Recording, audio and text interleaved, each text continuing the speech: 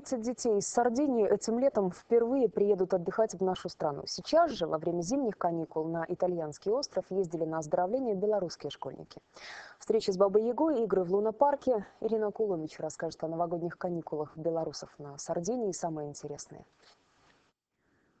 Они подружились сразу. И даже то, что Саша не знал тогда итальянского языка, не помешало их сближению. Саша уже 7 лет подряд приезжает в эту семью. Дважды в год, зимой и летом. На полке, где стоят семейные фотографии, давно есть и его снимок. У Сильвана и Карада своих 5 детей, но они считают, что 6.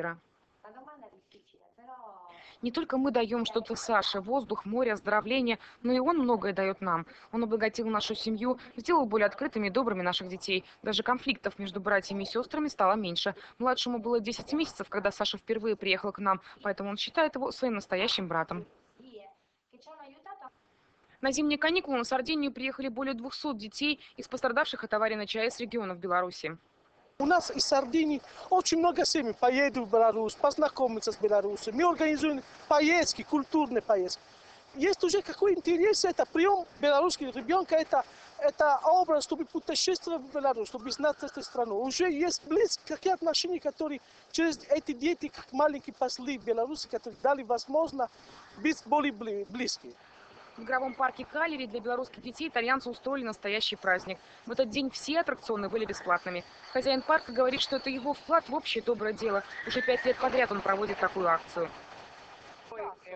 Для меня смех и белорусских, и итальянских детей – лучшая зарплата. Ваши дети замечательные. Моя дочь тоже принимала на оздоровление ребенка из Беларуси.